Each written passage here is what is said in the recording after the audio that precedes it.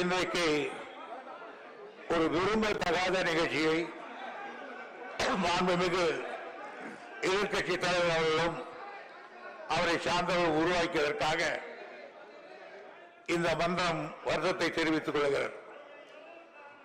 எதிர்கட்சி தலைவர்களுக்கு சட்டமன்றத்தில் சில நேரங்களில் நடப்பில் இருக்கிற நிகழ்ச்சிகளை குறித்து பேசுவதற்கு வாதாடுவதற்கு உரிமை உண்டு.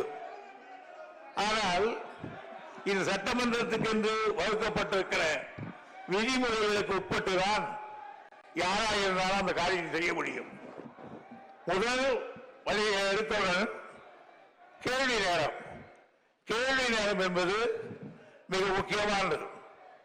அந்த கேள்வி அதனால்தான் சட்டத்தில் யாரும் கேள்வி நேரத்தில் குற்றச்சாட்டு சொல்லக்கூடாது, கேள்வி நேரம் பதிலை தவிர வேற எதுவும் பேசக்கூடாது என்று அறிவித்ததில் சொல்லப்பட்டிருக்கிறது.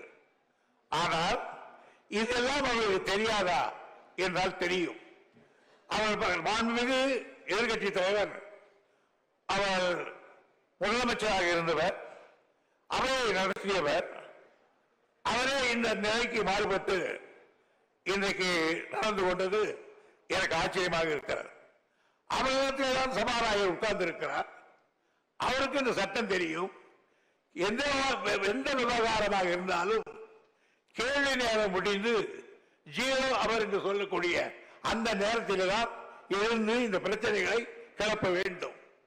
அதற்காக நான் அதை கூட சபையை நடத்த வேண்டும் என்பதற்காக அவர்களுக்காக ஒன்று சொல்ல வந்தேன். உங்களிடத்தில் என்ன சொல்லுகிறார்கள் என்று கேட்டு கேள்வி நேரத்தில் ஏற்க முடியாது என்று கூட சொல்லலாமா என்று ஒரு விதிக்கு போனால் கூட நான் சொல்ல அமர்த்தேன்.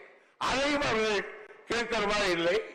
எனவே முதல் நாள் வந்து மன்றத்தினுடைய நிகழ்ச்சியிலே கலந்து கொள்வதற்கு தவிர்த்து இன்றைக்கு அவர்களுக்கு உரிமை உண்டு. இன்றைக்கு கலாச்சாரத்தை பற்றி பேசுவதற்கோ அல்லது ஆட்சி பற்றி பேசுவதற்கோ உரிமை உண்டு. ஆனால் யாராக இருந்தாலும் சட்டத்துக்கு உட்பட்டு விதிகளுக்கு புறமாக பேச முடியாது.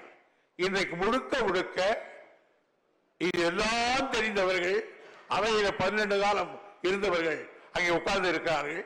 எல்லாம் தெரிந்தவர்கள் கேள்வி நேரத்தில் ஆரம்பத்திலே கொடுக்கிறது தவறு என்று தெரிந்தும் இந்த நிகழ்ச்சியை நடத்தியிருக்காங்க. இந்த மன்றம் தன்னுடைய வருத்தத்தை தெரிவித்துக் கொள்கிறது.